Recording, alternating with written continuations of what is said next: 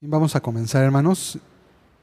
Queremos abordar precisamente un asunto que ha cobrado importancia recientemente y creemos que no solamente es entre nosotros, es algo a nivel mundial, como un avivamiento, por así llamarlo, y poder examinarla, hermanos, poder examinarla a la luz de la Escritura.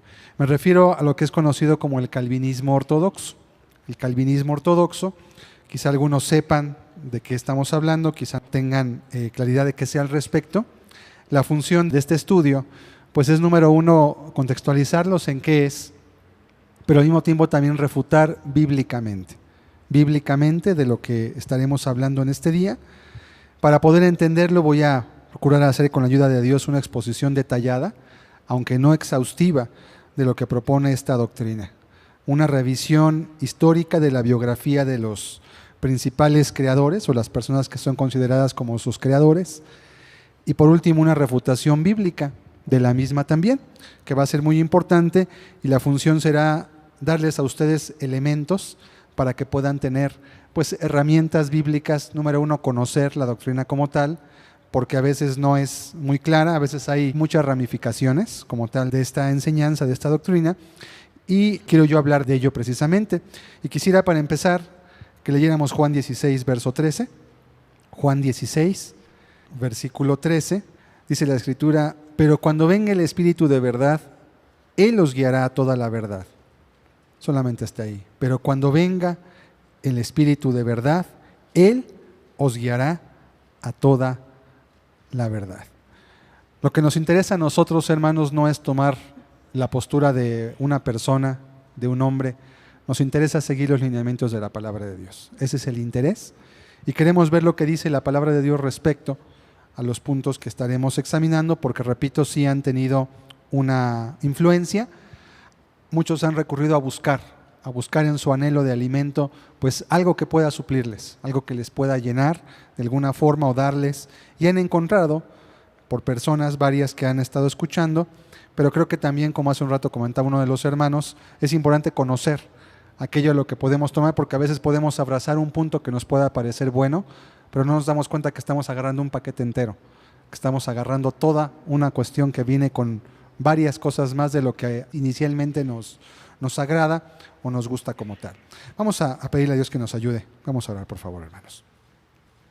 Padre, te damos muchas gracias por la oportunidad de estar juntos en esta reunión, y queremos, como dice tu palabra, Señor, en el Evangelio de Juan, que tú hoy nos guíes a la verdad, Señor. Padre, no estamos aquí por hombre ni para hombre. Estamos aquí queriendo agradarte a ti, buscando hacer tu voluntad y queriendo aún en lo que la Escritura enseña, Señor, creer lo que tu Santo Espíritu nos guía a creer, porque sabemos que es lo que tú vas a respaldar. Por favor, háblanos en este día, ayúdanos a poder comprender con sencillez, con claridad, lo que hay en referencia al calvinismo, Señor, de manera que podamos conocer no solo la doctrina, sino aún el espíritu de la misma, y de esta forma poder entender, Señor, una de las formas de pensamiento que en la historia han afectado a muchas personas. Queremos que tú nos ayudes, queremos que nos ministres, queremos que tu palabra nos dé la luz para tomar el paso en nuestra vida. En el nombre de Jesús te lo pido hoy. Amén. ¿Qué es el calvinismo, hermanos? El calvinismo, van a aparecer muchos textos y varias anotaciones con la finalidad de hacerlo dinámico. Como va a ser un estudio bastante largo, les voy a pedir que estén muy atentos. Quise hacerlo de una manera de presentación para que podamos tener la oportunidad de poder pues estar leyendo, a veces oyendo y también leyendo, se graba un poquito más la información, y vamos a hablar también bastante y vamos a tener que razonar al respecto de algunos asuntos. Vamos a empezar viendo qué es el calvinismo, cuál es la definición como tal, que ustedes pueden encontrar en cualquier diccionario religioso, incluso hasta por internet, en la famosa Wikipedia. Dice lo siguiente: el calvinismo, a veces llamado tradición reformada, la fe reformada o teología reformada, es un sistema teológico protestante que hace énfasis en la autoridad de Dios sobre todas las cosas. Esta vertiente del cristianismo protestante fue desarrollada por el reformador religioso francés del siglo XVI, Juan Calvino. Esa sería la definición, muy cuadrada, muy académica y además muy sencilla, de lo que es el calvinismo como tal. Juan Calvino, para quienes no lo conozcan, es considerado uno de los personajes más importantes dentro del pensamiento cristiano.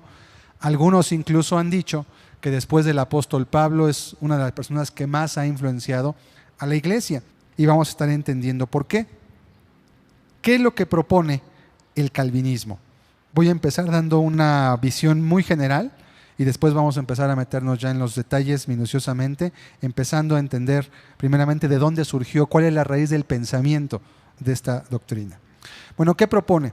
Por medio de un acrónimo en el idioma inglés, la doctrina calvinista, también llamada doctrinas de la gracia, puede resumirse en 5 puntos de la siguiente manera. La foto que está ahí, bueno, es un retrato supuestamente de Juan Calvino, y hay un acrónimo en el idioma inglés que vamos a poner a continuación. Es una imagen que en inglés, el tulip o el tulipán, así es como se conoce al acrónimo que designa esta doctrina. En inglés son 5 puntos que forman la palabra tulipán y utiliza la primera letra de cada una de las 5 letras de la palabra tulipán en inglés. Y es lo siguiente, aquí habla de los puntos en inglés, los vamos a poner en español para que lo podamos ver de manera sencilla. Es número 1, depravación total, que es total depravity, es lo que dice en primer lugar. Luego la U es un conditional election, que es elección incondicional. Ahorita vamos a mirar en detalle cada uno de los puntos. Tercer lugar, la L del tulipán es limited atonement, que es sacrificio limitado. En cuarto lugar, la I es irresistible grace, que es gracia irresistible. Y por último, perseverance of the saints, que es la perseverancia de los santos. Ahorita a lo mejor digan, bueno, ¿esto qué es? Bueno, son los 5 puntos que el calvinismo ortodoxo propone y que muchas personas, muchas confesiones de fe, presbiterianos, por ejemplo, bautistas y muchas más que son derivadas de ellos. Solamente de los bautistas hay más de 30 confesiones distintas que son catalogadas como bautistas, pero creen algunos un punto. Hay calvinistas de 1 punto, de 2 puntos, de 3 puntos, de 5 puntos. Obviamente vamos a ver cómo el sistema, si cualquiera de estos puntos es bíblicamente no sostenible, automáticamente caen todos los demás, porque están tejidos. Uno te lleva al otro, ese te lleva al otro, ese te lleva al otro y el cuarto te lleva al quinto necesariamente. Y cualquiera de los puntos que no pueda sostenerse bíblicamente lleva inevitablemente al colapso. Son como las columnas que tenemos aquí en este lugar. Cada una de estas columnas sostiene el techo. Si yo quito cualquiera de las columnas, va a haber un colapso como tal o un debilitamiento muy grande en este punto. Ahora, puesto que esto no solamente es un estudio teológico, también es importante entender, hermanos, de dónde surge esta doctrina, es decir, de la mente de quién surge y cómo es que es recibida hasta el día de hoy. Es importante que durante los primeros 300 años del cristianismo, no hay nada escrito referente a algo semejante sobre ninguna postura teológica. Simplemente existía la Biblia, simplemente existía la vivencia, empezaba a haber con los padres apostólicos ya ciertas posturas, había diversas herejías que estaban afectando la iglesia, muchas tenían que ver con los griegos, tenían que ver con los gnósticos, tenían que ver con diversas creencias que ya estaban golpeando la iglesia. En la primera carta de Juan, por ejemplo, hay varios textos que hacen alusión a cómo defender a la propia iglesia de ciertas creencias que ya estaban afectando a la iglesia desde el primer siglo. Bueno, aquí entra la historia, un monje católico llamado Agustín de Hipona. ¿Quién fue Agustín de Hipona? Bueno, fue un monje católico que se convierte al cristianismo, o por lo menos él dice que se convierte al cristianismo, quien fue fuertemente influenciado antes de convertirse y todavía después de su conversión por una corriente que es los maniqueístas griegos. ¿Qué eran los maniqueístas griegos? Los maniqueístas griegos era un tipo de culto, hagan de cuenta algo así como el esoterismo, que buscan la esencia de por qué fuimos creados, la esencia de cuáles son los poderes que dominan en el universo, el bien, el mal, cómo se entienden. Es como un amor al conocimiento, como querer entender todas las cosas. Bueno, en el siglo I de la iglesia, el gnosticismo golpeó fuertemente a la iglesia y muchos incluso de los padres apostólicos, que hoy tenemos en un libro que se llama Padres Apostólicos, fueron golpeados y algunos de ellos tienen ciertas creencias que no están apegadas del todo a la Escritura, pero que ellos consideraron porque era el contexto del cual venían saliendo, en el cual fueron formados. Agustín de Hipona fue influenciado fuertemente por los maniqueístas griegos. Ellos tenían una doctrina que se llama el dualismo gnóstico, que fue específicamente la que Agustín de Hipona vivió y creyó como tal. Esta doctrina dice que lo material es perverso y pecaminoso y que las cosas de la mente y el alma son puras. Eso es lo que el dualismo gnóstico habla.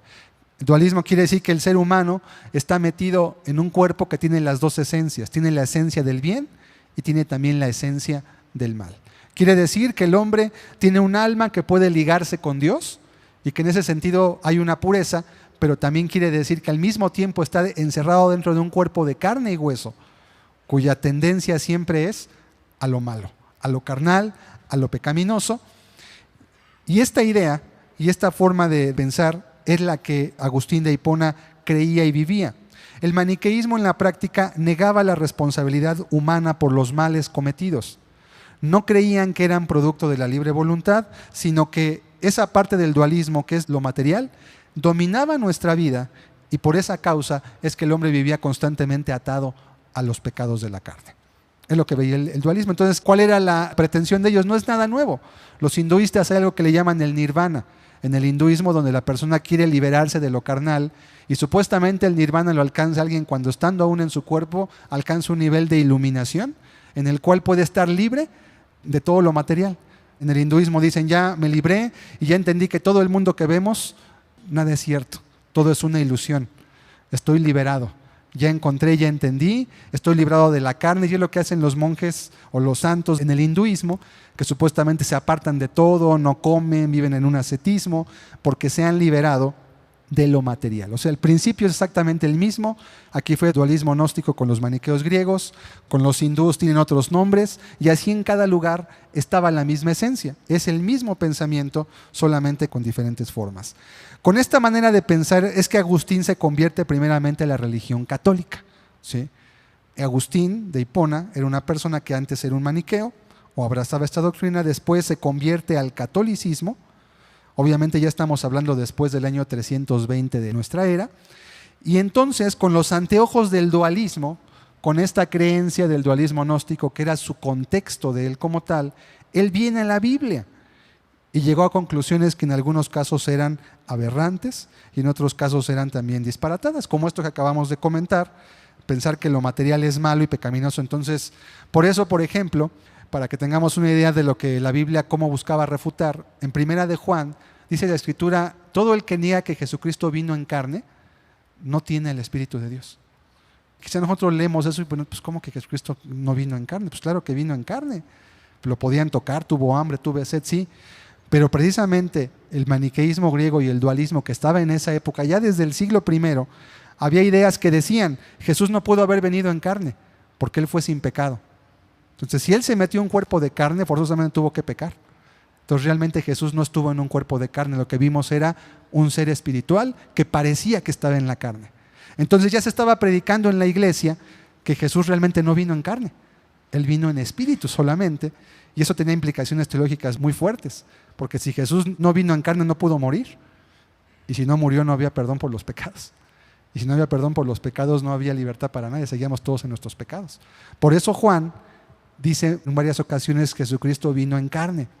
Jesucristo habla acerca de la libertad del pecado, porque precisamente ese pensamiento griego estaba ya afectando fuertemente a la iglesia y estaba golpeando en el inicio. Durante los primeros 300 años, aunque la iglesia recibió embates de parte de estos pensamientos y otros más, también estaba el judaísmo, que era otro de los pensamientos que estaban afectando fuertemente al cristianismo, pudieron más o menos ser contenidos. Después del siglo IV, ya en el año 320, sabemos, la religión católica se funda cuando Constantino, que era el papa y a la vez era el emperador, pues hace del cristianismo la religión oficial y ocurre un sincretismo. Un sincretismo es la unión entre dos creencias al grado que se pierde la forma de ver dónde empieza una y acaba la otra. Entonces se funda la religión pagana romana con el cristianismo y de ahí nace la religión católica. Okay.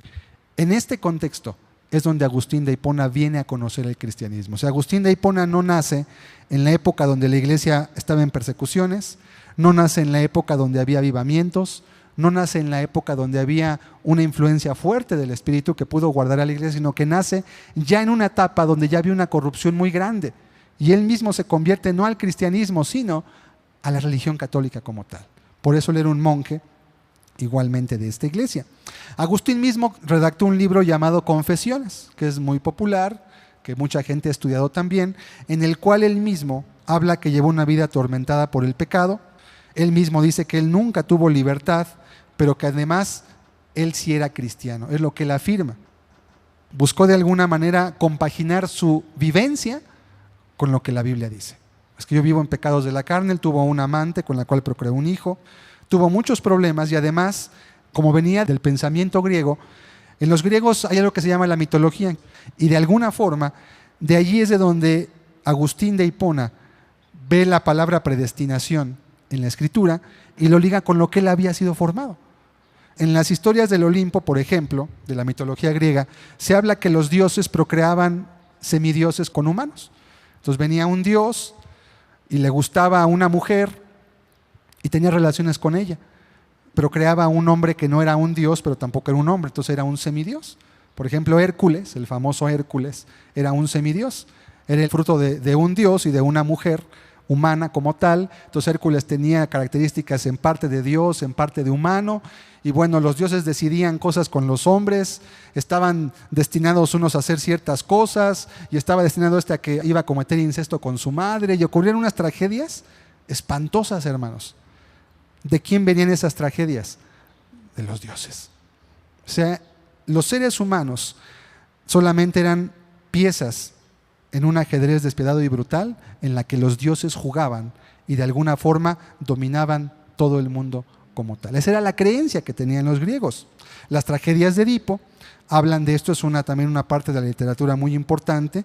No les recomiendo que la lean, es muy larga y además no tiene mucho que sacar, pero sí es bueno ver el pensamiento que tenían los griegos como tal, y habla de cómo los designios fatalistas, arbitrarios y sanguinarios de los dioses griegos simplemente hacían que las personas fueran completamente, sus vidas echadas a perder, hacían de algunos prácticamente desecho humano y de otros hacían prácticamente dioses y héroes.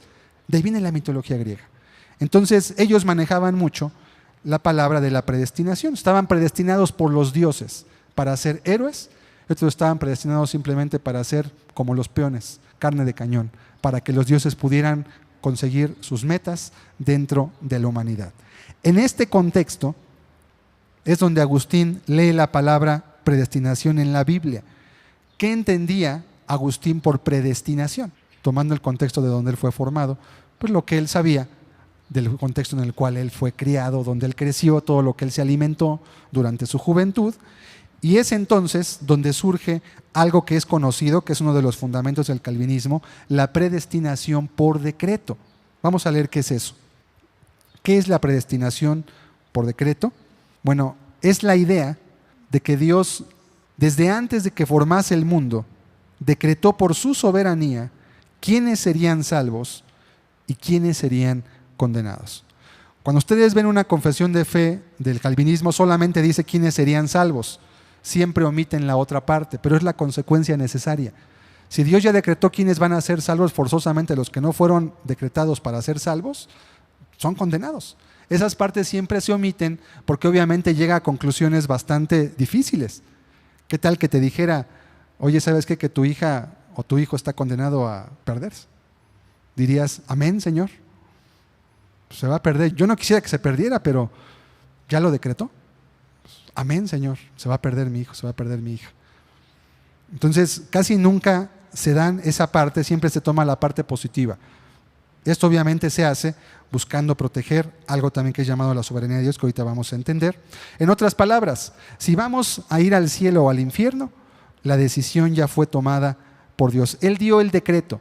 Él va a dejar que las cosas aquí ocurran, pero el decreto ya está hecho, ya está dado. Si nos damos cuenta, esto quita la capacidad del hombre de poder elegir o decidir. O sea, Dios ya eligió, y esto es algo similar a las tragedias griegas precisamente, pues es que Dios ya lo dio como tal, como un decreto. Es parte de donde surge esta doctrina. Siguiente diapositiva. Más tarde, en el siglo XVI, Juan Calvino retoma los conceptos de San Agustín en sus creencias y predicación, aunque son algunos de sus seguidores quienes posteriormente a su muerte los estructuran, dando origen a lo que se conoce como calvinismo. O sea, Juan Calvino mismo no tenía en claro los 5 puntos de lo que hoy es el calvinismo. Él no creía como tal de la manera como sus seguidores lo defendieron después. Fueron las personas que aprendieron de él los que después de su muerte, después de un sínodo que se llamó el sínodo de Dordrecht, que ocurrió en Europa, se postularon ya los 5 puntos, porque había una corriente contraria que buscaba demeritar también los puntos que ellos comentaban. Entonces, es hasta entonces cuando estos puntos salen a la luz ya como una postura teológica definida y que abrazaron las iglesias reformadas, sobre todo en Suiza, en Alemania, en Austria y generalmente en los Países Bajos de Europa y algunos más que estaban aledaños a él totalmente. Entonces, pero es muy importante esto. No fue Juan Calvino la persona que sistematizó los 5 puntos que acabamos de ver. Él no lo hizo. Fueron sus seguidores. Pero se lo atribuyen a él porque él fue la persona que aportó más, ideológicamente hablando, a estos puntos y fue quien además con su predicación y con todo lo que le enseñaba, porque también era un maestro, también fue un regidor en Génova, en Italia, pues vivió y lo puso en la práctica, de hecho, de algunas formas a veces no muy afortunadas, por cierto. Vamos a ver los 5 puntos del calvinismo en detalle. Vamos a ir viendo uno por uno de los puntos y vamos a entenderlos. El primer punto es la depravación total. Es la T del tulipán. ¿Qué dice?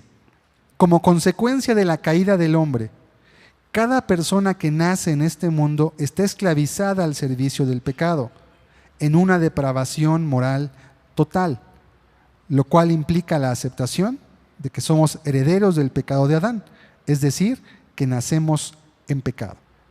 La T del tulipán forzosamente nos lleva a otra doctrina que es la del pecado original, que es una doctrina que también se ha predicado mucho. Hay quienes la creen, hay quienes no la creen, la defienden de varias formas. Y también esto da origen a otra doctrina que vamos a ver más adelante, que es la doctrina de la inhabilidad. Depravación total quiere decir que el ser humano está en total incapacidad para buscar nada que tenga que ver con su salvación. No quiere decir que no pueda elegir entre tomar café o tomar leche en la mañana. Quiere decir que en asuntos de índole espiritual, el ser humano está totalmente incapacitado. Es un muerto, es un sordo, es un ciego. Entonces no puede hacer nada absolutamente, porque hay una depravación moral total de su propia vida que es causa y consecuencia de la caída de Adán, que es el padre de todos los seres vivientes. Ok. ¿Cuáles son los textos que más comúnmente se utilizan? Vamos a leerlos, son 3. Juan 5:21, es muy importante, hay muchos textos, pongo los que más pueden apoyar el punto, porque muchos de los otros textos que se dan pueden apoyar también la postura contraria, pero son textos que he elegido, por eso comenté que era detallada, más no exhaustiva, de qué puntos pueden aportar cada situación. Vamos a leer 3 textos en general de cada punto. Dice, porque como el Padre levanta a los muertos y les da vida, así también el Hijo a los que quiere da vida. En este caso se habla de personas que son muertas y que les da vida, y la analogía que se da aquí es un muerto no puede hacer nada. Un muerto está muerto y como muerto no se le puede exigir que haga ninguna situación. ¿Sí? Ok, siguiente texto, Romanos 5:12. Por tanto, como el pecado entró en el mundo por un hombre y por el pecado la muerte, así la muerte pasó a todos los hombres por cuanto todos pecaron. En este texto se pretende sustentar que el pecado ha pasado a todos nosotros también por causa del pecado de Adán. Y el tercer texto es Juan 1, versículos 12 y 13. Mas a todos los que le recibieron, a los que creen en su nombre, les dio potestad de ser hechos hijos de Dios, los cuales no son engendrados de sangre, ni de voluntad de carne, ni de voluntad de varón, sino de Dios. Este texto igualmente está diciendo entonces, de acuerdo al primer punto, el ser humano no puede ser engendrado por voluntad de carne ni de varón, sino solamente porque fue la voluntad de Dios. Es el punto como tal que puede dar. Bueno, la Biblia enseña que el hombre es creado recto, pero que se extravía. El calvinismo dice que el hombre desde que nace ya trae la corrupción dentro de él. Y creo que aquí un punto muy importante, hermanos, es la definición de lo que es el pecado. Y es un punto en el cual puede haber un error muy grave. El pecado no es un virus, no pasa por la sangre, no pasa por la genética humana. La Biblia define el pecado como una acción moral voluntaria de un ser humano que tiene la capacidad racional de elegir entre lo bueno y lo malo. Y cuando una persona tiene la capacidad de elegir entre lo bueno y lo malo, se puede cometer un pecado. Esa es la razón por la cual dice que de los niños es el reino de los cielos, porque no tienen la capacidad moral de saber lo que es bueno y lo que es malo, y aunque puedan hacer cosas que sean malas, Dios no les achaca responsabilidad, por cuanto en ellos no está la capacidad racional y moral para poder decir, voy a hacer esto y voy a pecar contra Dios, o voy a hacer algo malo. Entonces creo que aquí la diferencia, o lo que no se entiende, es el concepto del pecado. Aquí se toma como que el pecado simplemente pasa, no se explica cómo pasa. Se dice, bueno, es que fue por la caída de Adán, ¿ok? Pero entonces esto implicaría que Dios me culparía a mí por el pecado de mi padre. Y vamos a ver que Dios mismo en Ezequiel habla de que Él no culpa nunca a los hijos por los pecados de los padres ni les carga responsabilidad. Habría que empezar a cuestionar muchos textos bíblicos que además pondrían a Dios en un papel de alguien arbitrario. Te cargo a ti lo que tu padre me debe y me lo vas a pagar, y vienes ya mal y no puedes hacer nada de más porque estás en una depravación moral total. Vamos a leer Eclesiastés 7, verso 29. ¿Qué es lo que dice la Biblia al respecto? Bueno, la Biblia enseña que el hombre es creado recto. El texto lo dice aquí. He aquí solamente esto he hallado, que Dios hizo al hombre recto, pero ellos buscaron muchas perversiones. Salomón, después de mirar, de examinar el devenir humano, él mismo tuvo la oportunidad de hacer lo bueno y también en un momento de apartarse de hacer lo bueno. Dice, solamente esto he hallado. Dios hizo al hombre recto. Creó en él la capacidad para poder hacer lo que es recto. Sin embargo, dice, ellos buscaron muchas perversiones. ¿Qué quiere decir? Que tomaron una decisión en algún momento. Por ejemplo, en Génesis dice la Biblia, cuando Dios iba a destruir el mundo, en los tiempos de Noé, dice que él vio que el intento del corazón del hombre era malo desde su juventud. No dice desde que nace, dice desde su juventud. Y la palabra juventud ahí en hebreo habla de una persona que ya dejó el estatus de niño, que para un judío sería el bar mitzvah, los 13 años para el hombre, los 2 años para una mujer. Y entonces la Biblia habla precisamente que el intento del corazón del hombre es malo desde su juventud, no desde la niñez. Y eso está en concordancia con lo que enseña Eclesiastés. También Romanos 3 habla de lo mismo. Vamos a leer Romanos 3, verso 10 al 12. Romanos 3, 10 es uno de los baluartes también, en el punto de la depravación moral total. Como está escrito, no hay justo ni aún uno. Dice el verso 11, no hay quien entienda, no hay quien busque a Dios. Pero el verso 12 añade una palabra importante. Todos se desviaron, a una se hicieron inútiles. Aquí Dios está achacando la responsabilidad de la persona. A una se hicieron, ¿quiénes? Ellos. ¿Quiénes se desviaron? Ellos. ¿Quién les dio la pauta para desviarse? Ellos tomaron una decisión. Porque si dijéramos que Dios fue el que los desvió, entonces Él sería ministro de pecado, porque empujó al hombre a desviarse, porque decretó el mal. Entonces el hombre se desvía ¿por quién? ¿Por culpa de él o por responsabilidad de Dios? No hay quien haga lo bueno, no hay ni siquiera uno como tal. La palabra desviarse significa literalmente apartar, alejar a alguien o algo del camino que seguía. La propia gramática, la semántica de la palabra es muy sencilla. Tú no puedes desviarte de un lugar en el cual tú no estás. No puedes desviarte de la autopista México-Puebla si no vas en la autopista México-Puebla, porque nunca has estado ahí, no te puedes desviar. Solo te puedes desviar de un camino en el cual estás tú ya circulando. Cuando dice el texto, todos se desviaron, quiere decir precisamente eso, que el hombre, en algún momento de su vida, que la Escritura puede marcar cuando termina la niñez, o que puede haber personas más precoces, o puede haber después, es un asunto complicado quizá de poder entender la edad como tal, creo que tiene mucho que ver el contexto, la crianza, etcétera, etcétera, la cultura como tal, pero en algún momento la persona toma una decisión para dejar aquello que él sabe en su conciencia que es lo correcto. Esto compaginaría, por ejemplo, con la pregunta que algunos hacen, ¿no? ¿Cómo Dios va a juzgar a aquellas personas que no tuvieron acceso a la Escritura? ¿Cómo Dios juzga a aquellos que nunca se les predicó el Evangelio? ¿Cómo Dios va a juzgar a los babilonios, ¿no? O a los aztecas, o a los mayas, o a los totonacas, o etcétera? Bueno, pues tenían una conciencia, había una ley en sus mentes. Y creo que Dios no se deja sin testimonio, está la creación, está la conciencia. Hay muchas formas en las que Dios testifica al hombre, y creo también que se juzga de manera diferente de acuerdo a la luz que tenía cada persona y de acuerdo a la responsabilidad moral que había en cada uno. Esto no significa que el hombre esté en el camino de Dios, muy importante. Cuando dice que el hombre se desvía, no quiere decir que el hombre es cristiano desde que nace tampoco, porque sería el error opuesto, sino que tiene la facultad de negarse a los deseos de su carne, pero cuando se permite ser apresado por ellos, se vuelve esclavo de los mismos. Juan 8:34, solamente ustedes lo pueden anotar ahí. Jesús dijo: todo aquel que hace pecado, esclavo es del pecado, ¿sí? No dice todo aquel que nace, dice todo aquel que hace pecado. Y el hacer implica una decisión. El hacer implica que yo elegí hacer algo que no estaba haciendo y que en un momento decidí hacerlo. Cuando alguien decide hacer el pecado y decide empezar a pecar, entonces corre el grave riesgo de poderse volver un esclavo. Y sin la influencia de Dios, sin la gracia del Espíritu Santo, ¿verdad?, sin el temor de Dios, el hombre de manera normal, por la tendencia en la que es creado, se esclaviza al pecado. Y es lo que todos nosotros hemos vivido.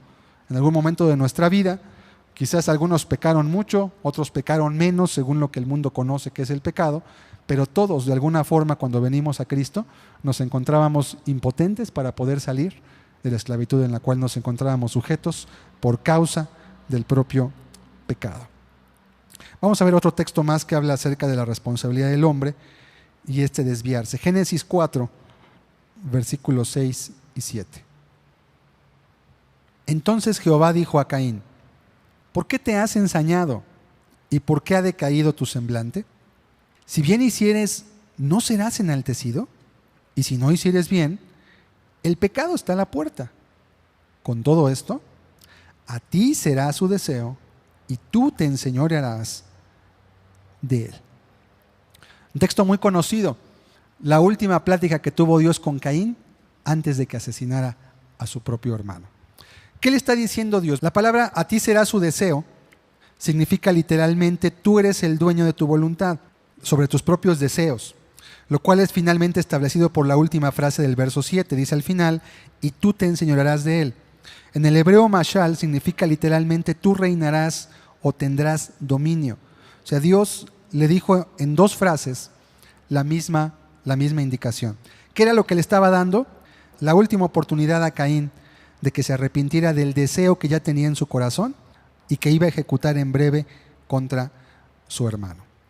Vamos a volver a poner otra vez Génesis 4, verso 7. Dios le pregunta a Caín: si bien hicieres, ¿no serás enaltecido? Todos sabemos que la causa del disgusto de Caín fue que Dios no recibió su sacrificio, pero sí recibió el sacrificio de su hermano. ¿En base a qué? En base al corazón de cada uno de ellos. En base a que el corazón de Abel era una persona recta, una persona justa. La Biblia lo llama el justo Abel. Pero Caín era, dice la Biblia, del maligno. ¿En qué sentido? Las decisiones que le había tomado como tal. Por eso Dios no recibió. Porque si Dios le dijera: oye, ¿por qué te sientes tan mal? Pues yo ya decreté que tú vas a ser del malo. Pero con todo te va a preguntar: ¿por qué te sientes mal? ¿Por qué no recibí tu ofrenda? Pues porque eres malo. Pero pues eres malo porque que tú estás decretado para perder. O sea, eso pondría a Dios en una posición muy difícil en la que haría él acepción de personas. ¿Por qué a Abel sí? ¿Por qué a Caín no? Digo, podemos decir, es que Dios es soberano, ¿ok? Entonces que dijera: bueno, a ti sí y a mí no, a ti sí y al de junto no. Pues que yo quisiera, tú no, simplemente no hay lugar. Dios eligió. A ti será entonces, dice, su deseo. ¿De qué está hablando Dios? El pecado está a la puerta. Si no hicieres bien, el pecado está a la puerta. Con todo esto, con todo y que estás enojado, con todo y que tu semblante ha decaído, con todo y que sientes rabia contra tu hermano, con todo y que lo quieres matar, Caín, a ti será su deseo. Tú tienes la facultad de elegir no hacer lo que en tu corazón y en tu mente ya ha pasado, que es matar a tu hermano. A ti será su deseo. ¿Qué hizo Dios? Le dejó la responsabilidad a Caín. Puedes elegir no hacerlo. ¿Qué hizo Caín? Todos lo sabemos. Si el hombre no puede tomar decisiones respecto a su alma porque sería inhábil, entonces la Biblia estaría equivocada al mencionar en Josué 24:15 lo siguiente. Vamos a leer Josué 24, verso 15. Recuerden que aquí lo que estamos discutiendo es si el hombre tiene libre albedrío o si su voluntad está incapacitada para tomar cualquier decisión respecto a su búsqueda de Dios. Y si mal os parece servir a Jehová, escogeos hoy a quien sirváis. noten los énfasis, escogeos. Si a los dioses a quienes sirvieron vuestros padres cuando estuvieron del otro lado del río, o a los dioses de los amorreos en cuya tierra habitáis, pero yo y mi casa serviremos a Jehová. ¿Ok? Primeramente Josué dice, escoge. Si el hombre no puede escoger, pues ¿por qué entonces le dice escoge? Si está incapacitado, sería inútil decirle a un paralítico, levántate a comer si quieres, porque sé que no puede levantarse a comer. Sus pies no le sirven. Y después, si no se levanta y se muere, dámelo, ¿sabes qué? Pero tú tienes la culpa porque no te paraste. Oye, pero es que no puedo pararme. Lo siento, ahí estaba la comida, no te paraste por ella. ¿Qué dice Josué? Escoge a quién vas a servir. Y él dice, ¿cuál fue su elección? Yo y mi casa serviremos a Jehová. Él escogió, el pueblo tenía que escoger también. Siguiente texto, Isaías 1, del 16 al 20. En este texto Dios no solamente da la opción de escoger, Dios aún manda al hombre a que haga cosas que tienen que ver con la búsqueda y el acercamiento de Dios en su propia vida. Lavaos y limpiaos. Quitad la iniquidad de vuestras obras de delante de mis ojos. Dejad de hacer lo malo. Si el hombre está incapacitado totalmente porque está depravado moralmente, no podría Dios decirle, lávate y límpiate, quita la iniquidad. Obviamente sabemos que el hombre no puede hacer esa obra por sí mismo. Es una obra conjunta entre Dios y el hombre, pero hay un respeto por el libre albedrío de la persona. Por eso es que Dios puede condenar. Verso 17, aprended a hacer el bien, buscad el juicio, restituid al agraviado, haced justicia al huérfano, amparad a la viuda.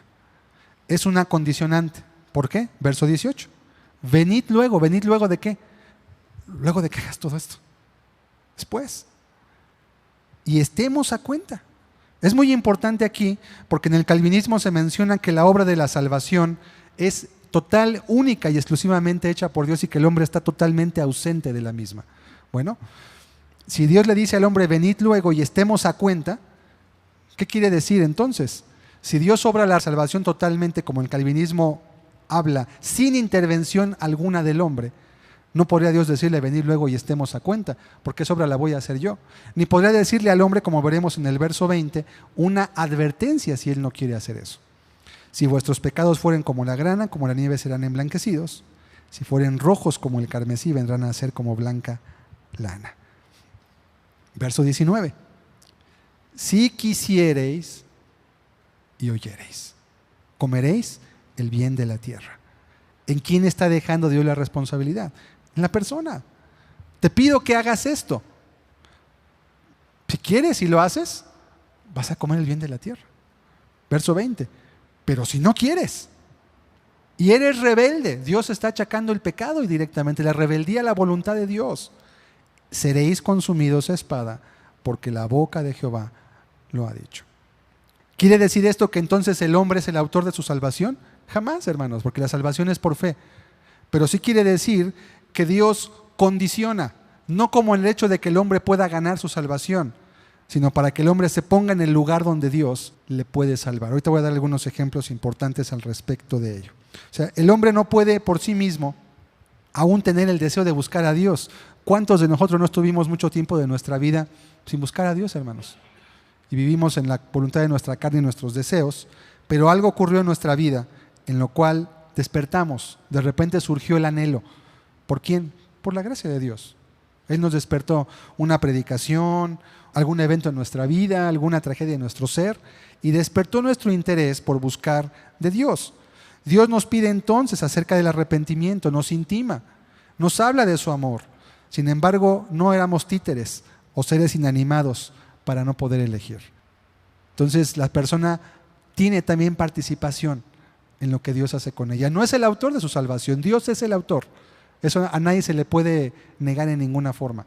Pero decir que el hombre es un ser que no tiene nada que ver en ello es restarle toda la responsabilidad moral por lo que hace. No tendría ninguna responsabilidad entonces, por lo cual no podría haber un pecado original entonces. Romanos 5:12, otro texto más. Por tanto, como el pecado entró en el mundo por un hombre, y por el pecado la muerte, así la muerte pasó a todos los hombres, por cuanto todos pecaron. Si dijera por cuanto todos nacieron, entonces sí sería el pecado original. Por el hecho de haber nacido, el pecado pasó a tu vida. Pero el texto dice, por cuanto todos pecaron. Es decir, que el pecado que da origen a la muerte pasa por el hecho de pecar, no por el de nacer.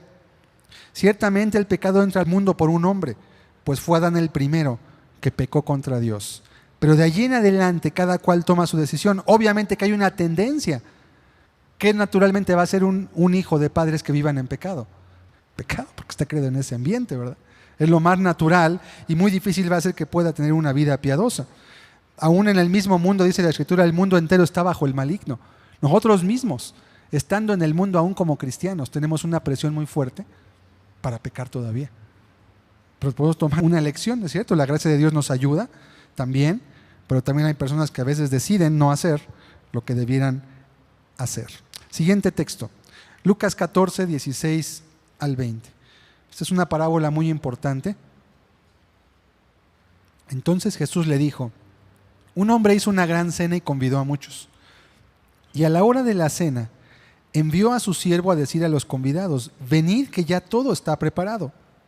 Todos sabemos en la parábola las grandes cenas a qué se refieren, las cenas, las bodas del Cordero, el padre de familia es Dios, todo está para explicar qué es el reino de los cielos. ¿Estamos de acuerdo? Todas las parábolas de Cristo hablaban esencialmente del reino de los cielos, 90% de ellas, y todas tenían que ver con ello. Verso 18.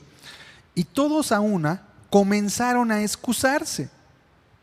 El primero dijo, he comprado una hacienda y necesito ir a verla, te ruego que me excuses. Verso 19. Otro dijo, he comprado 5 yuntas de bueyes y voy a probarlos, te ruego que me excuses. Y otro dijo, acabo de casarme y por tanto no puedo ir. La pregunta en este último verso, número 20. El hombre que dice no puedo ir, ¿realmente no podía ir? ¿Había alguna imposibilidad física para que él no pudiera asistir? ¿O más bien es que no quería ir? Pues todo lo entendemos claramente, ¿verdad? Si vas tú con un tendero, oiga, véndamelo en 80. Te dice el tendero, no, pues no puedo. ¿Tú qué entiendes? ¿Que es imposible que te lo venda en 80? No, que él no quiere, que no le conviene.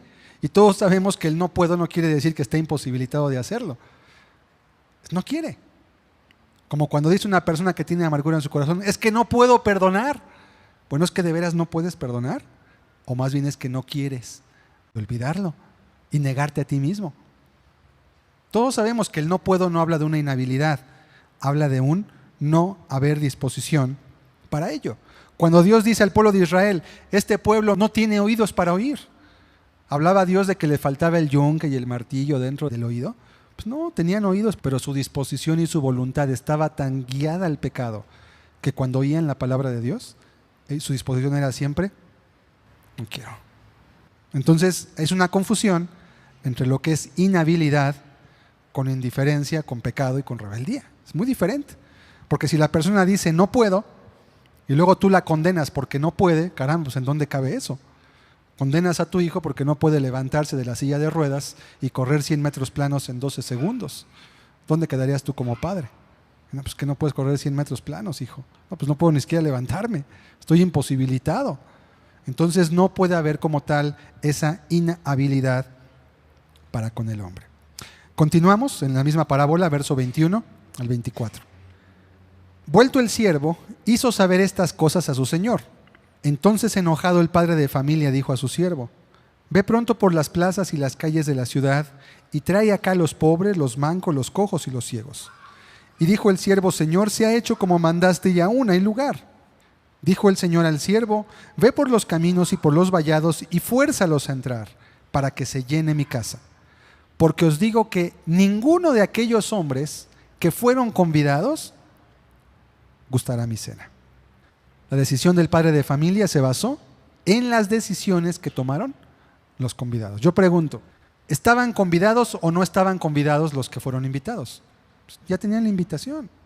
Ahora, ¿quién decidió que no querían ir a esa fiesta? ¿El padre de familia? Pues no, ellos tomaron una decisión. Dijeron, no, bueno, pregúntale, aunque yo ya sé que no va a querer ir y además yo lo mandé. Pero tomos, pregúntale y cuando no quiera, voy a enojarme contra él porque no quiso ir. Porque yo ya decreté que él se va a perder. Entonces, ¿por qué se enojó? Entonces, ¿por qué dijo, ninguno de aquellos que fue convidado gustará mi cena? Y todos sabemos lo que eso implica, hermanos. No gustará mi cena quiere decir, no hay salvación. Estás fuera de las bodas del Cordero. No vas a tener acceso a ello. ¿Fue o no la voluntad de los convidados lo que acabó por resolver el asunto de su asistencia a la gran cena? ¿Podían decidir asistir y dejar las labores por las cuales se excusaron? ¿O no podían? ¿Podía el hombre que compró la yunta de bueyes dejarla un día para no probarla? ¿Podía el que estaba casado decidir no pasar esa noche con su esposa y estar en la fiesta de bodas? ¿O no podía? Sí podían, pero en su corazón era más importante los planes de ellos que los planes de Dios para la vida de ellos. Entonces dijeron, no queremos ir. ¿Okay? El padre de familia se enojó y dijo, ninguno de esos que yo invité va a gustar mi cena. Ninguno de ellos. Libre albedrío o inhabilidad o total depravación. Apocalipsis 22, 17. Apocalipsis 22, verso 17. Muy importante. Dice la Escritura, y el Espíritu y la esposa dicen, ven. Y el que oye, diga, ven. Y el que tiene sed, venga, y el que quiera, tome del agua de la vida gratuitamente. ¿Okay? Vemos cómo aún en esta revelación que tiene el apóstol del cielo, el corolario, porque ya son los últimos textos de Apocalipsis, es todo el que quiera, ¿verdad? El que quiera tome del agua, el que tiene sed, venga, el que quiera tome del agua de la vida gratuitamente. ¿Okay? Entonces habla de una decisión. Si la persona no tiene sed, no puede venir. En el calvinismo se dice es que no puede tener sed porque Dios nunca la va a producir. Y esto nos lleva necesariamente al segundo punto, que Dios hizo ya una elección incondicional. Bueno, es que esos nunca van a tener sed porque Dios no les dio la facultad de tener sed. Entonces nunca van a venir, por eso nunca se les va a poder negar, porque nunca van a querer tomar agua. ¿Okay? Pero entonces Dios fue el que decretó que esa persona nunca iba a tener sed y se va a perder. Pero no es en base a la decisión de la persona, es en base al arbitrio de Dios. ¿Estamos entendiendo, hermanos, el nexo, cómo se va guiando? Ok, vamos a ver un texto, para mi juicio es la tumba de la inhabilidad. Jeremías 35, verso 1 al 8. Vamos a leer solamente los versos del 1 al 3, ahí están anotados qué versos vamos a leer. Palabra de Jehová que vino a Jeremías en días de Joacim, hijo de Josías, rey de Judá, diciendo, ve a casa de los recabitas y habla con ellos, e introdúcelos en la casa de Jehová, en uno de los aposentos, y dales a beber vino. Esto era una parábola en vivo para el pueblo de Israel.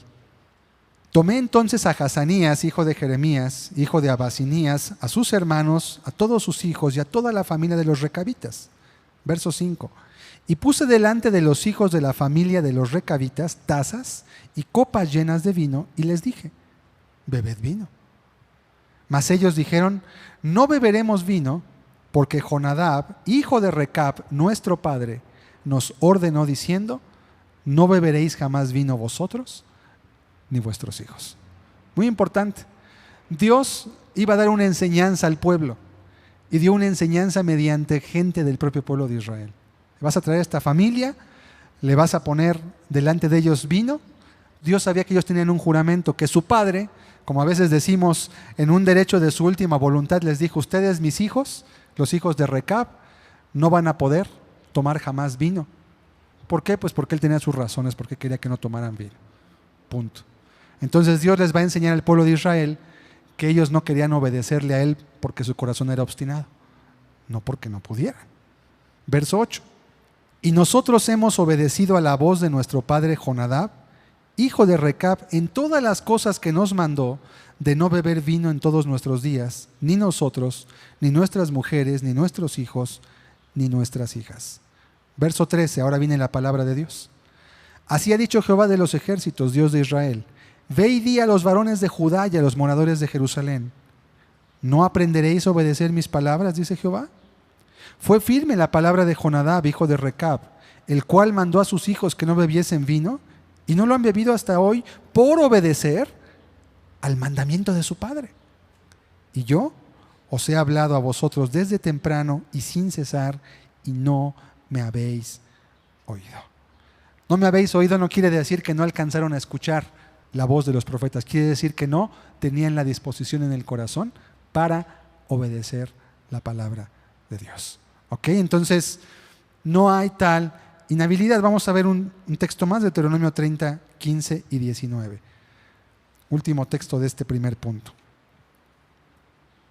Mira, yo he puesto delante de ti hoy la vida y el bien, la muerte y el mal. El contexto, hermanos, es muy fuerte. Viene después de todas las advertencias, había bendiciones, había maldiciones al pueblo de Israel. Dice, mira, aquí está la vida, aquí está la muerte. Verso 19. A los cielos y a la tierra llamo por testigos hoy contra vosotros, que os he puesto delante la vida y la muerte, la bendición y la maldición.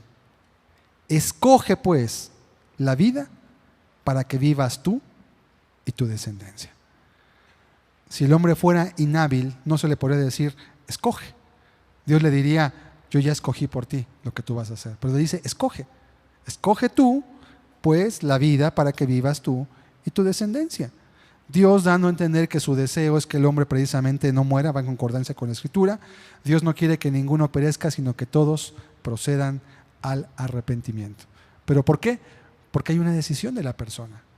Si hubiera inhabilidad del hombre y la depravación fuera total en el sentido que el calvinismo lo enseña, que el hombre no puede hacer absolutamente nada, entonces todos los textos que acabamos de leer tendríamos que quitarlos, porque Dios le está pidiendo al hombre que haga algo. Y es algo que va en consonancia a poder acercarse a Dios. Es algo que va en concordancia a recibir el favor de Dios para su vida. Es más, el pueblo mismo de Israel se perdió porque no tuvo el deseo de poder hacer lo que debería de hacer. Esto nos lleva al segundo punto, hermanos. Ahorita vamos a mirar por qué. ¿Cuál es el segundo punto del calvinismo? Es lo que se conoce como la elección incondicional. ¿Qué dice el punto de la elección incondicional? Bueno, el punto dice lo siguiente, que Dios eligió a unos para vida eterna y a otros para condenación perpetua. ¿En qué está basado eso? En la soberanía y en el arbitrio de Dios. ¿Qué es la soberanía de alguien? Soberanía quiere decir que alguien tiene facultad de ejercer en cualquier medio su autoridad, sin preguntar, sin decir. Eso se le llama un soberano. Así se les llamaba a los reyes, los soberanos, porque tenían acceso aún para romper sus propias leyes en ciertos aspectos. Por eso eran soberanos como tal. Anoto lo siguiente, parece que el problema es querer proteger la soberanía de Dios en la obra de la salvación, expresando que Dios siempre hace lo que quiere y no hay nada que Él no pueda hacer porque es soberano. ¿En qué se aterriza esto? En que si Dios quiere que una persona sea salva, pues se va a salvar. ¿Quién puede resistir la autoridad de Dios? Pero también si Dios quiere que una persona se pierda, pues se va a perder. ¿Quién puede resistir a Dios para decir, no se va a perder aunque yo quiera no perderme? No, pues que Dios ya decidió.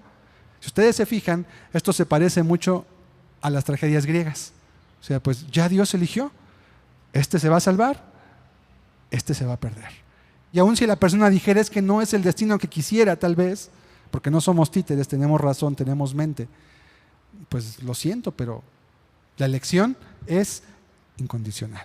O sea, no es porque tú des una condición, Él no te pone condición, te salva por su soberanía, pero también te pierdes en base a la soberanía de Dios, igualmente. Y esto parece exaltar el carácter de Dios en este aspecto, pero desprotege otros puntos muy importantes en sus atributos morales. ¿Qué textos se utilizan? Vamos a mirar, aquí son 5 textos.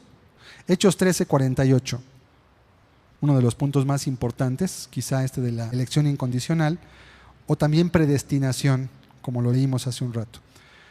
Los gentiles oyendo esto se regocijaban y glorificaban la palabra del Señor, y creyeron todos los que estaban ordenados para vida eterna.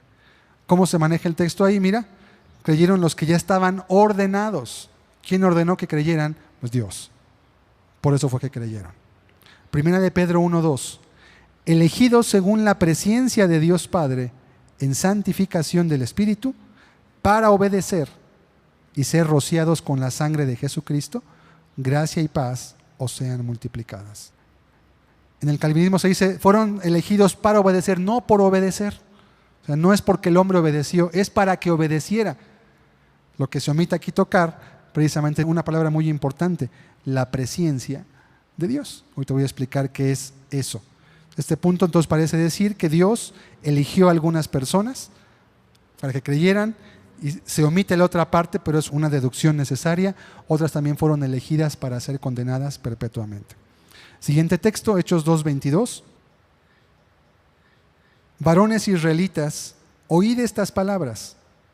Jesús Nazareno, varón aprobado por Dios entre vosotros con las maravillas, prodigios y señales que Dios hizo entre vosotros por medio de él, como vosotros mismos sabéis.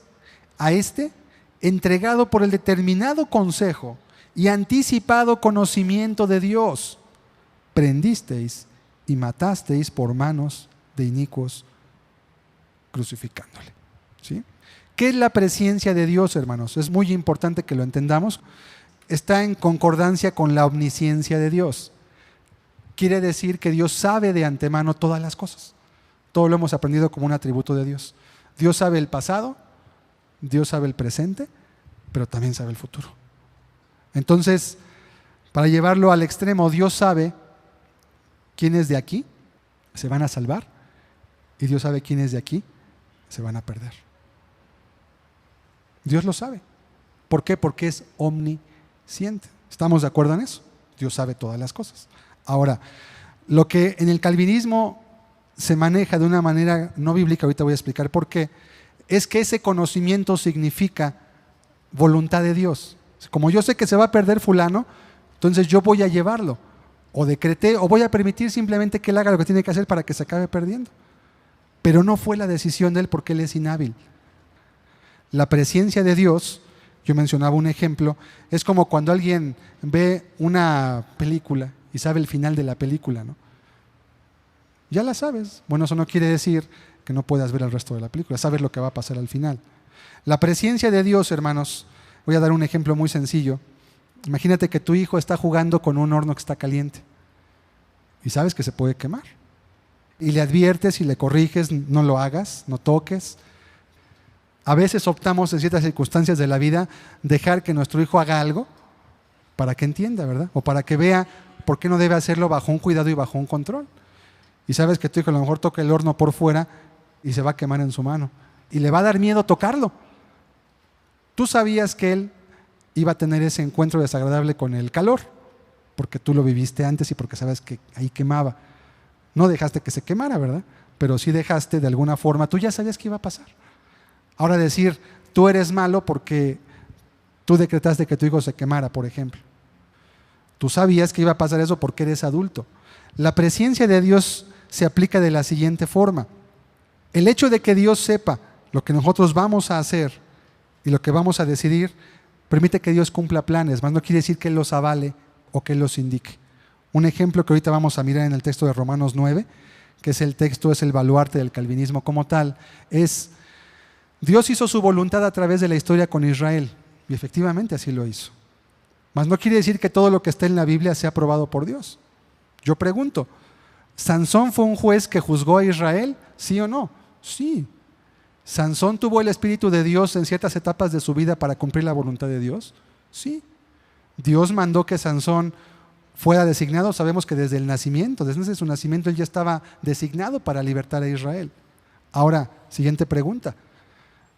¿Dios mandó a Sansón a que se metiera con las prostitutas que se metió? Sería ilógico, ¿verdad? Dice la Biblia que Dios no tienta a nadie ni es tentado por el mal. Dios mandó a Sansón a que se metiera a coquetear con Dalila y acabara pelón, sin fuerza, ¿verdad? Y acabara sin ojos y acabara siendo una burla para los filisteos. ¿Dios querría eso? ¿Esa fue la voluntad de Dios? ¿O más bien Sansón utilizó su voluntad? Y Dios, utilizando la voluntad de Sansón, cumplió sus propósitos, mas no los avaló. Porque si decimos, yo quiero ser como Sansón, ¿qué quiero decir con eso? Entonces, ¿quiero también meterme con prostitutas como Sansón? No. Dice la Biblia, examinadlo todo, retened lo bueno. Hay cosas buenas de Sansón que yo puedo tomar, ¿sí? Y también hay muchas malas que puedo desechar y de las cuales tengo que aprender, porque todo está escrito según 2 Corintios 10, para que no nos acontezca a nosotros como les aconteció a ellos. Entonces, que la Biblia diga que Sansón hizo tales cosas, no quiere decir que Dios esté avalando eso o que Dios lo ordenó. El calvinismo maneja algo que se llama el decreto terrible. Y a la pregunta de si Dios decretó la caída, dicen sí, lo decretó, porque nada ocurre sin que Dios lo permita. Entonces Dios tuvo que decretar, para ser congruente con el calvinismo, Dios tuvo que decretar el pecado del hombre. El hombre pecó porque Dios lo decretó. Y si no lo mandó, por lo menos predispuso la voluntad de Sansón, porque el hombre estaba en depravación moral. Y el que se salvó fue porque Dios lo guió a que se arrepintiera, y el que no se salvó fue porque Dios le impidió que se arrepintiera. Entonces va hilando los pensamientos y va sacando conclusiones como tal. Vamos a ver Romanos 8:28. Otro texto más que se utiliza. Y sabemos que a los que aman a Dios todas las cosas les ayudan a bien. Esto es, a los que conforme a su propósito son llamados.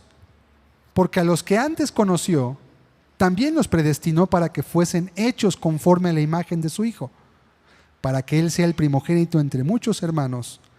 Y a los que predestinó, a estos también llamó. Y a los que llamó, a estos también justificó. Y a los que justificó, a estos también glorificó. Esta palabra precisamente y este texto, entre varios, son de los que en el calvinismo se funda fuertemente la idea de la elección incondicional o la predestinación por decreto, que es lo mismo y que Calvino fue la palabra que mencionó. Él habló del decreto terrible como tal. La predestinación. La Biblia sí habla de una predestinación, pero no es la predestinación griega, arbitraria, que habla de que el hombre se pierde por un decreto divino y también se salva por un decreto divino. Es la predestinación en el sentido de que el hombre va a tomar decisiones y Dios sabe cuáles son esas decisiones.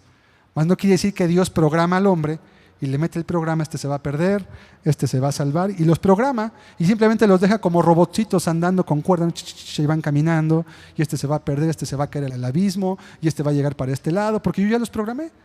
Yo soy el que hago todo, yo soy omnisciente. No, porque eso le quitaría al hombre la voluntad y la decisión de poder elegir el camino que va a tomar como tal.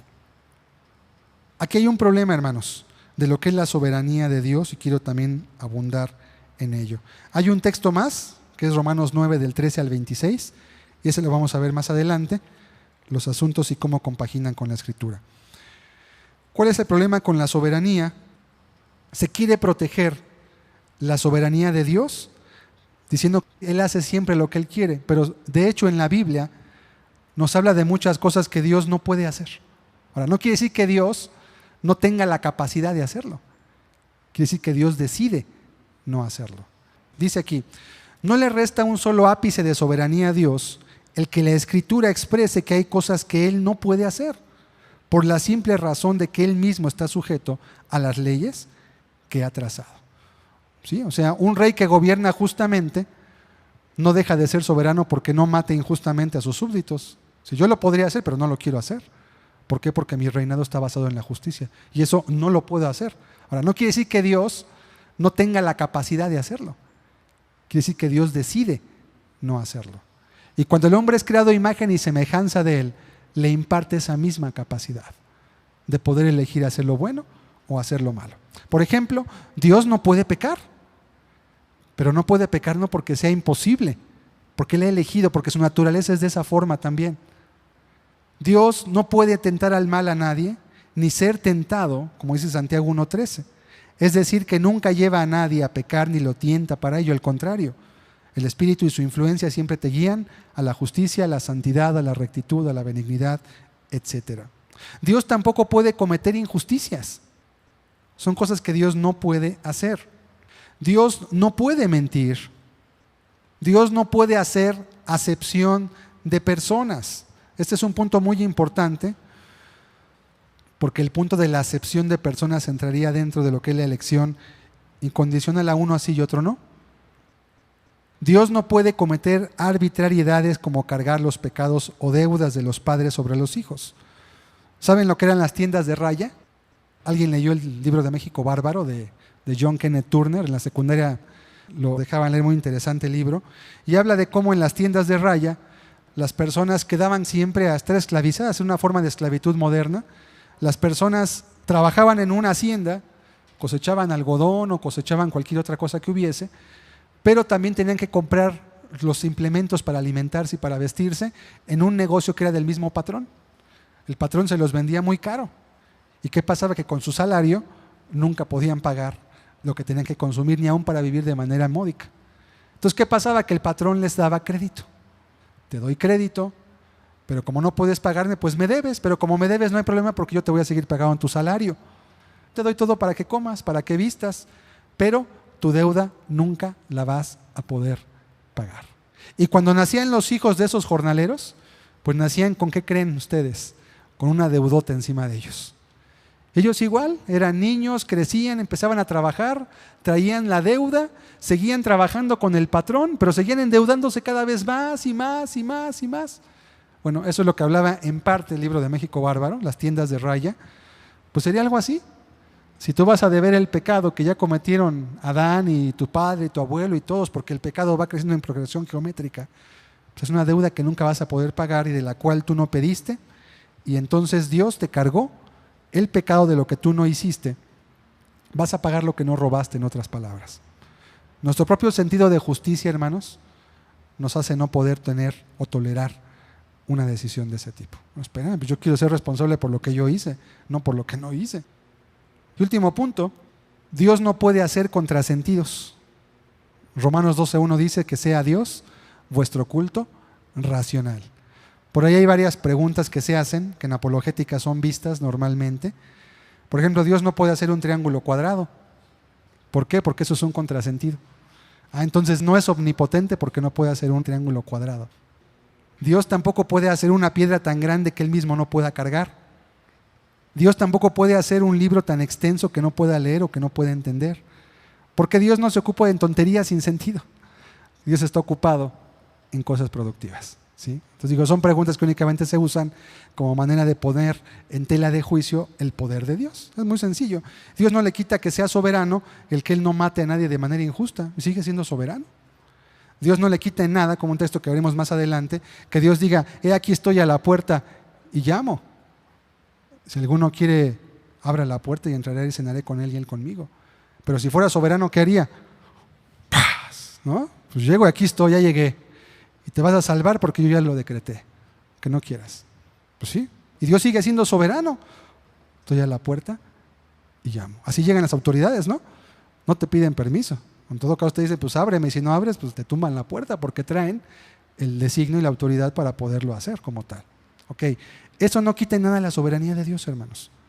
Quitarle soberanía a Dios es pensar que el hombre puede tomar decisiones sobre sí mismo. No se le quita la soberanía a Dios. El calvinismo busca defender esa parte. Creo que es un punto en el cual hay que entender el asunto. Porque no es mala lo que un calvinista pretende hacer al defender la soberanía de Dios. Existe un debate, pienso que simplemente hay un no entenderse y un no compaginar qué es la soberanía y cuáles son los límites de la soberanía de Dios. Dios es soberano, pero Él está sujeto a leyes. Y eso no le quita nada. Por eso los ángeles se sujetan. Porque Él mismo está sujeto y gobierna con justicia. Y muchos textos en la Biblia hacen referencia a ello. Vamos a mirar el texto, que es el baluarte del calvinismo. Y es el que más se utiliza para soportar la idea tanto de la predestinación, la elección incondicional, así como de la total inhabilidad del hombre para poder ser salvo, que es Romanos 9 del 13 al 26. Como está escrito, a Jacob amé, mas a Esaú aborrecí. ¿Qué pues diremos? ¿Que hay injusticia en Dios? En ninguna manera. Pues a Moisés dice, tendré misericordia del que yo tenga misericordia y me compadeceré del que yo me compadezca. Así que no depende del que quiere ni del que corre, sino de Dios que tiene misericordia. Porque la Escritura dice a Faraón, para esto mismo te he levantado, para mostrar en ti mi poder y para que mi nombre sea anunciado por toda la tierra. De manera que de quien quiere tiene misericordia y al que quiere endurecer, endurece. Pero me dirás, ¿por qué pues sin culpa? Porque ¿quién ha resistido a su voluntad? Mas antes, oh hombre, ¿quién eres tú para que alterques con Dios? Diré el vaso de barro el que lo formó, ¿por qué me has hecho así? ¿O no tiene potestad el alfarero sobre el barro para hacer de la misma masa un vaso para honra y otro para deshonra? ¿Y qué es si Dios, queriendo mostrar su ira y hacer notorio su poder, soportó con mucha paciencia los vasos de ira preparados para destrucción? Y para hacer notorias las riquezas de su gloria, las mostró para con los vasos de misericordia que Él preparó de antemano para gloria. a los cuales también ha llamado, esto es, a nosotros, no solo de los judíos, sino también de los gentiles. Como también en Oseas dice, llamaré pueblo mío al que no era mi pueblo, y a la no amada, amada.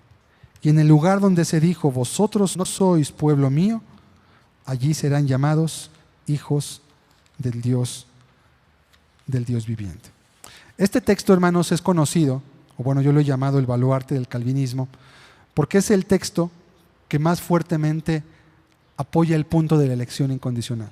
Y hace aparecer a Dios precisamente como en las tragedias griegas, como alguien que de manera arbitraria, alguien que de manera injusta, alguien que de manera totalmente inconsecuente con su carácter, simplemente está usando a unos para destrucción y otros para gloria, y Él lo hace ¿por qué? Pues porque Él quiere. Sin embargo, muy importante, lo que dice la Escritura, primeramente, en el verso 14, si lo volvemos a poner, y es la pregunta que hace el apóstol. Recordemos que esta carta va dirigida a los romanos. ¿Qué pues diremos? ¿Que hay injusticia en Dios?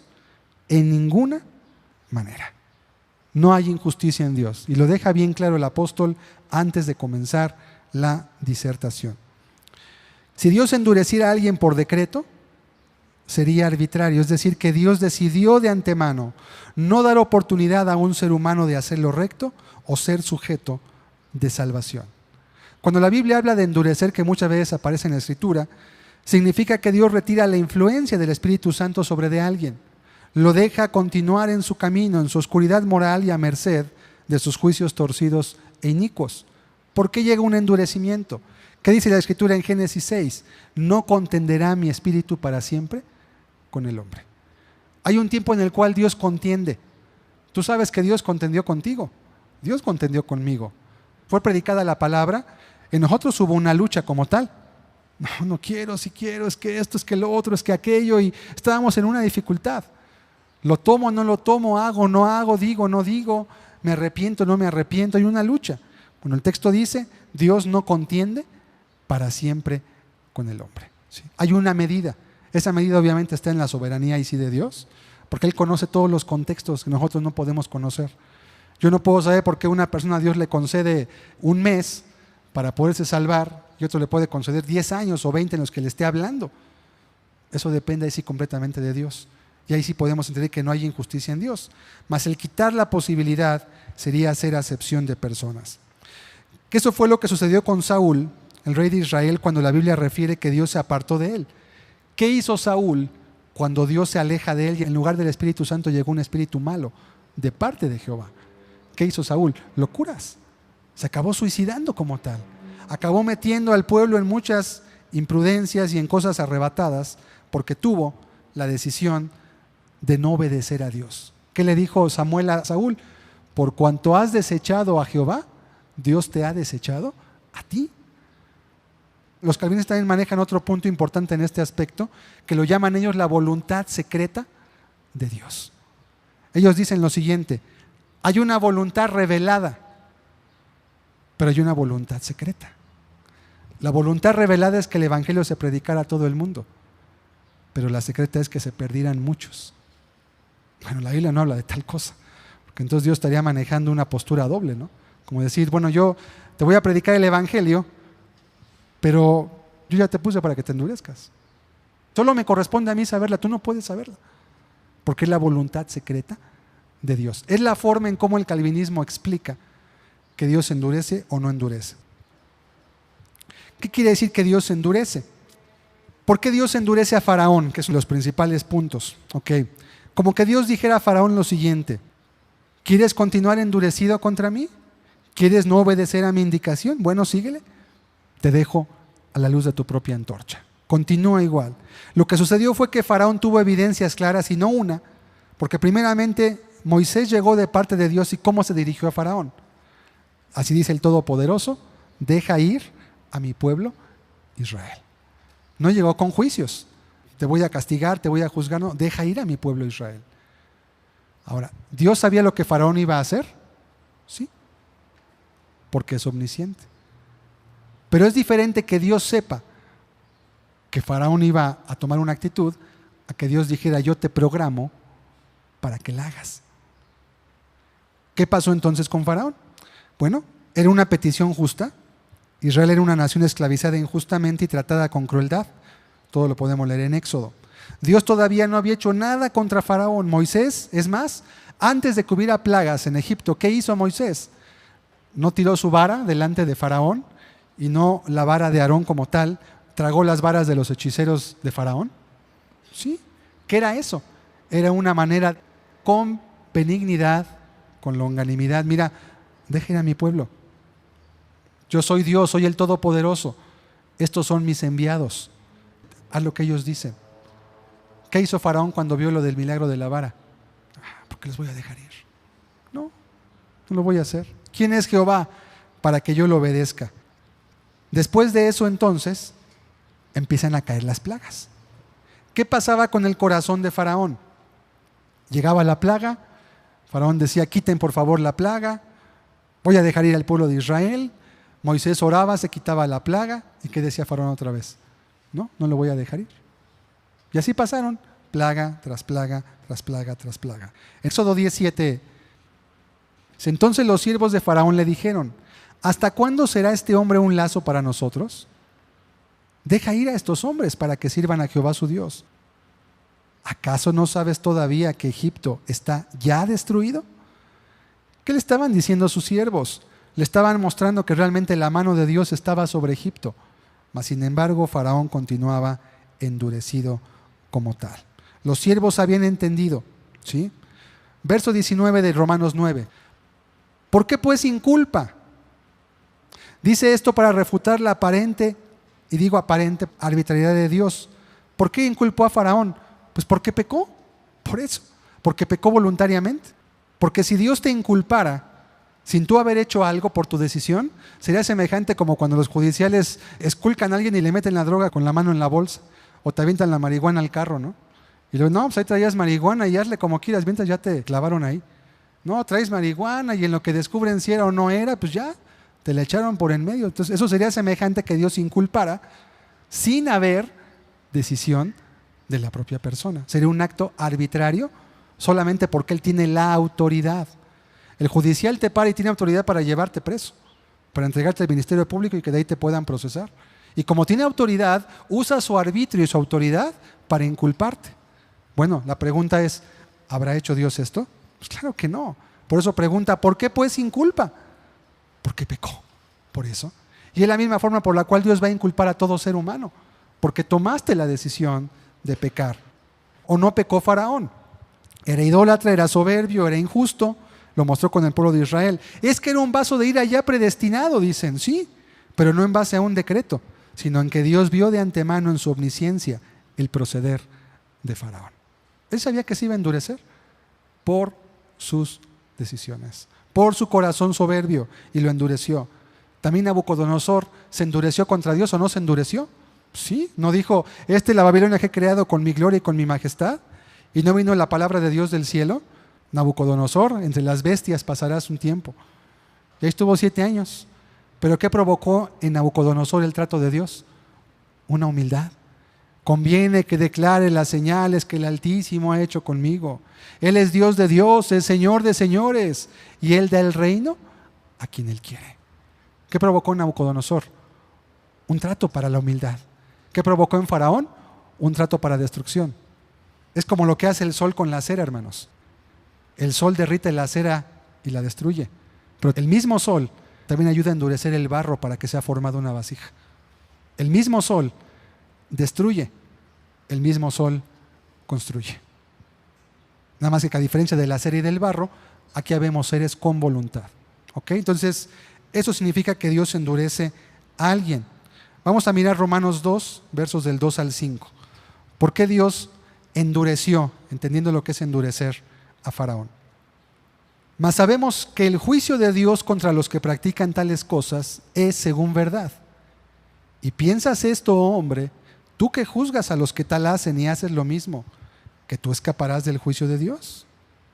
Verso 4. ¿O menosprecias las riquezas de su benignidad, paciencia y longanimidad, ignorando que su benignidad te guía al arrepentimiento? ¿Hubo paciencia de parte de Dios para con Faraón? Sí. Antes de las plagas hubo un trato. Es más, hubo plagas que fueron aumentando progresivamente en daño y en magnitud hasta que llegó la muerte de los primogénitos. ¿Hubo longanimidad? Sí. ¿Qué le guiaba a Dios a Faraón? Al arrepentimiento como tal. Verso 5. Pero por tu dureza y por tu corazón no arrepentido, atesoras para ti mismo ira para el día de la ira y de la revelación del justo juicio de Dios. Si Faraón fue endurecido, entonces nunca podría haberse arrepentido. Pero yo pregunto, ¿Faraón se arrepintió o no se arrepintió? ¿Dejó ir al pueblo o no lo dejó ir? Sí. ¿Cuándo? Después de la 10ª plaga. Faraón sí cambió su decisión, aunque luego nuevamente endureció otra vez su corazón. ¿Sí? Es muy importante esto, hermanos. Deuteronomio 10:17. Porque Jehová vuestro Dios es Dios de dioses y Señor de señores, Dios grande, poderoso y temible, que no hace acepción de personas ni toma cohecho. Dios no hace acepción. Acepción es hacer una diferencia entre una persona y otra en igualdad de condiciones. Eso es hacer acepción. ¿No dice la Biblia que Dios no hace acepción de personas? Entonces, cuando dice la Biblia que Dios endureció a Faraón, no quiere decir que lo programó, ¿verdad? Y que simplemente no tenía otra opción Faraón. Ya estaba programado, ¿no? Dios en su presciencia miró el actuar de Faraón y Dios lo utilizó para cumplir sus propósitos, que es muy diferente. Y eso protege los atributos morales de Dios, porque en otra forma lo haría arbitrario, lo haría injusto, lo haría como un verdugo que solamente viene a ejecutar el juicio, ejecutar sentencias sobre los vasos que él mismo ya destinó de esa forma.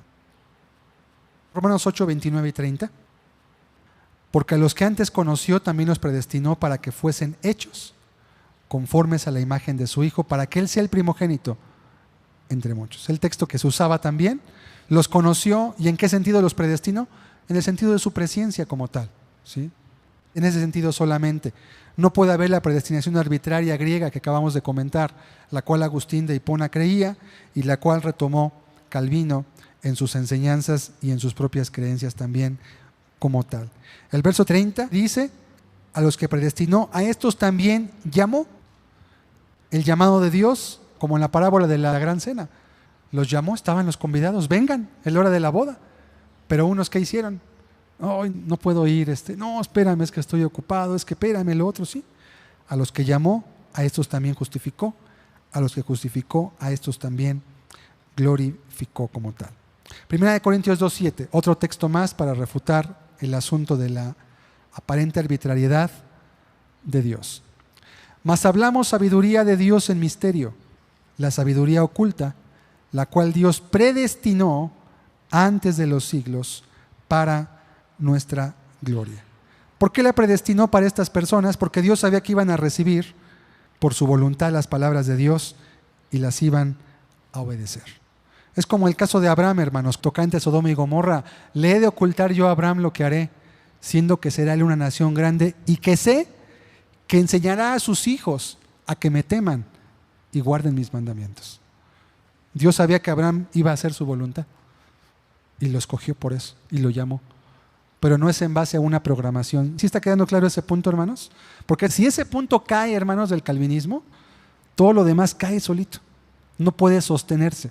Si no hay predestinación arbitraria griega por decreto, todos los demás puntos automáticamente se desvanecen, no pueden sostenerse.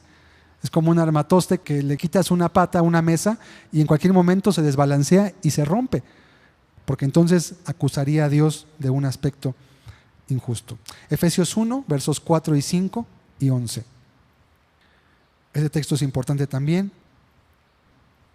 Según nos escogió en Él antes de la fundación del mundo, para que fuésemos santos y sin mancha delante de Él, en amor, habiéndonos predestinado para ser adoptados hijos suyos por medio de Jesucristo, según el puro afecto de su voluntad. En Él asimismo tuvimos herencia, habiendo sido predestinados, conforme al propósito del que hace todas las cosas, según el designio de su voluntad. Esta es la predestinación que compagina perfectamente con la Escritura, hermanos, como tal. La salvación, los versos 8 y 9 los conocemos. La salvación es por fe, no es por obras, ¿verdad? Es por gracia. No se otorga por buenas obras o por méritos, pero el ser gratuita no quiere decir que se imputa así nada más. Hay un ejemplo muy sencillo. En nuestro país sabemos que la educación básica es gratuita. Sabemos que la primaria, la secundaria y hoy dicen que hasta la preparatoria son gratuitas como tal. Ahora, y todos los mexicanos, solo por el hecho de ser mexicanos, tenemos derecho a recibirla sin pagar un solo peso. Pero eso no significa que el gobierno te va a dar un certificado de primaria, secundaria o preparatoria sin que tú curses y apruebes los exámenes de aprovechamiento. Ahora, imagínense que alguien dice, vengo por mi certificado de preparatoria, porque yo leí que dice ahí en la reforma educativa que es gratuita. Y también dice la Constitución, que es la mayor ley del país, que la educación es laica y gratuita también. Entonces vengo por mi certificado de preparatoria. Bueno, es gratuita en el sentido de que yo te la voy a otorgar, pero pues tú tienes que cursar y tienes que aprobar exámenes de conocimiento. No, entonces no es gratuita. Si es gratis es que no me va a costar. Bueno, no te vamos a cobrar, pero tienes que aprobar los exámenes. No, yo la quiero gratis. Entonces me estás engañando. Ya no es gratis, porque tengo que estudiar. Ok. Algo similar ocurre con la salvación. Es gratuita en el hecho de que Jesucristo murió en la cruz por nosotros. Nos da acceso a ella. Pero Dios nos da dos condicionantes, no para pagarla, sino para estar en el lugar donde podemos ser salvos, que es el arrepentimiento y la fe. Y eso lo hemos predicado y lo sabemos muchísimo. Una analogía muy importante. Cuando un borracho, tú no le predicas sino hasta que digiera su alcohol, no le estás diciendo que él por ser borracho es indigno de que le prediques el evangelio, no, pues lo necesita. Pero la verdad es que estando alcoholizado, no te va a entender. ¿Sabes qué? Sí te voy a predicar el evangelio, pero te pido una condición. Vente sobrio y platicamos. No, ahí me están negando la salvación y yo leí que era gratuita y espérate, vienes alcoholizado. No te le estamos cobrando. No es para que te ganes la salvación que estés sobrio, es para que entiendas, porque hay cosas que tienes que hacer cuando se te predica el evangelio también tú. Es lo mismo exactamente. Entonces, no es que la persona va a ganar su salvación, no es que va a pagarla. Es más, no hay ningún mérito en nosotros para poder alcanzar la salvación. Dios hace esa obra, pero indudablemente hay una respuesta a la influencia del Espíritu Santo en nuestras vidas. Cuando Él nos despierta y cuando Él nos habla en todo ello. Ok. Dios de antemano entonces determinó que tuvieran estos beneficios los que Él sabe que van a creer. Está perfectamente compaginado con la soberanía, perfectamente compaginado con la presciencia y con los atributos morales de Dios como tal.